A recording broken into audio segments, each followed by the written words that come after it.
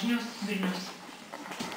Vyriausybė seime tartis dėl darbo kodekso pataisų, kurios leis lengviau atleisti pagyvenusius žmones ir mažamečių tėvus. Profsąjungos baiminasi, kad pataisos leis išnaudoti darbuotojus. Išsamiau Lida Kulidova. Didesniam minimaliam atlyginimui iš visų jėgų besipriešinantis premjeras stūmė darbo kodekso pataisas, kuriomis labai nepatenkinti darbuotojų atstovai. Plonu teptuko. Žado mokytų metų iki 900 eurų pakelti ir minimalią mėnesį. Taip. Medute nesi. Dabalytų. Meda neskatinkio jam. Reikia balsą saugoti. Siūloma ateitis suteikti 20 darbo